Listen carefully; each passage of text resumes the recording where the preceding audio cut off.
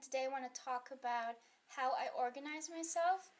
Last week I went to my Facebook page and asked the amazing people over there what they would like to see next from me, and the general consensus was that they'd be interested in seeing how I organize myself. Because this is such a huge topic and I have different things I do throughout the year, I decided to break this down into smaller parts, and so this video will focus on how I organize myself on a weekly basis. And even though I use elements from the bullet journal system, this is not a bullet journal tutorial. The reason for this is that I think they do a fantastic job over at the actual bullet journal website, and that if you are just starting out and you're looking for help, I think that's the best resource you can get to start with. So I'll leave that in the description box. And furthermore, I am probably a very minimalistic bullet journal user, and so I think you can find a lot better resources and inspiration for spreads from other people, and there are so many amazing resources on the internet that I feel I can't really add anything of value to that. With that said, this video is not for people who are already great planners who find it really easy to plan and stay structured. One of the reasons that I need this system is because I am not structured and I find it very hard to keep the chaos at bay from a week-to-week or day-to-day basis. Because of this, I found it very hard to stick to other planner systems or to use planners that have pre-planned dates in them, because I would miss 1 or 2 weeks and then I get so demotivated that I just not use that planner anymore. And that's why I love the bullet journal system, because it can be whatever you make it. It doesn't make you feel bad if you miss a couple of weeks or days, and it can really be the perfect companion to what you need. It took me a couple of months to get to where I am right now, and this system is constantly in development as I find out things that I enjoy and things that I need to change in order to make it easier for me. Because a big thing for me, and that's why you won't find any elaborate artistic spreads in my journal, is that the more I need to do in order to set up my planner, the less likely I am going to actually do it, because that just creates this expectation for myself or the feeling of overwhelm, which is what I already have, which is why I need a planner. And so I've really tried to keep it as simple as possible. Without further ado, let me show you how I plan my week. To start off, let me show you what I use to plan myself. To keep things simple, I have decided to use 2 notebooks. The pink moleskin one is the one I use for my day-to-day planning and for my personal life and business life. The orange moleskin notebook I use in order to keep track of what I do for my business and to log all the things I've learned and all the courses I've taken. So while the pink one has business and life, it's more of a this is my go-to planner, and the orange one is this is my go-to business specific planner. And this is something you will notice when you get into the bullet journal community. There are so many things you can use in order to embellish your notebooks to make things look beautiful, but the beautiful thing is of the system that you don't actually need anything more than any notebook, anything you want, and any pen that works. You can make this as simple or elaborate as you feel you can deal with and as much as you enjoy it. For my weekly planning, I like to reference my monthly dump list, which is an ongoing list that I keep for every month where I note down everything that is important to me that month, so anything that comes up or any tasks that I haven't achieved in the last month that I still think are important enough to take on.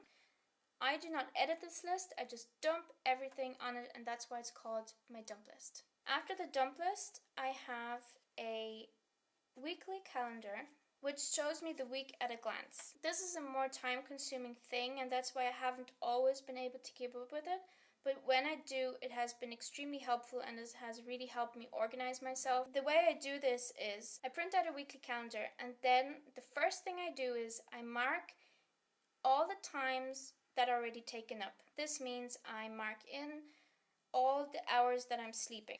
After that, I will go in and I will put in all the things that I cannot delegate or that happen. So for example, this can be work hours or university or things you need to be doing in that week that are fixed. After that, I always add at least, so depending on where you live, add your commuting time to your calendar. I live 40 minutes away from university, so when I drive to university, I usually add at least an hour extra time after the university time. And after that, I'm very realistic. I know that within the first half an hour of coming home, I will not get anything else done. After that, I mark in all of my hobbies and time for myself.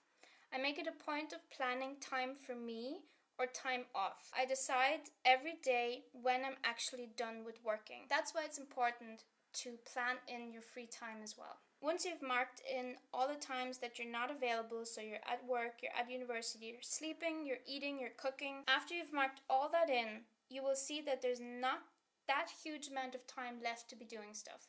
And this is extremely important. When we look at a weekly plan and we don't write in the logical things such as commuting times or when we're actually going to be eating, when we don't do that, we have this feeling that we have so much time.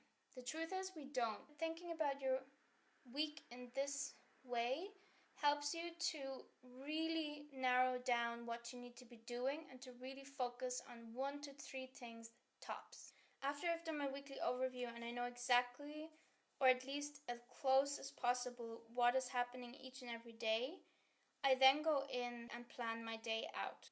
You can see in my notebook that this system has undergone a lot of changes as I tried to find out what works best for me. I used to have 1 page per day and I'd stick in a daily view broken down into half-hour segments and then would write specifically next to it as I plan out my day, what does that mean? And this really helped me a lot because I was able to write down the things I needed to remember to take with me. You can already see through the notebook that I made it easier and easier. I started not printing it out and sticking it in, but writing it by hand every day, which then again became too hard until I came to the last version, which is to just write the day with the date and then just purge whatever I think I need to be doing that day.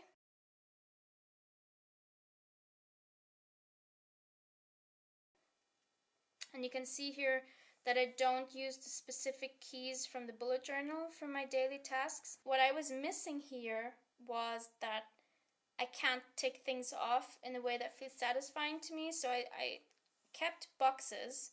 However, I do use the circle for events, and I did continue using the arrow signs. So whenever I have a task that I didn't complete but that I delegated to another day, I do actually draw that into the box.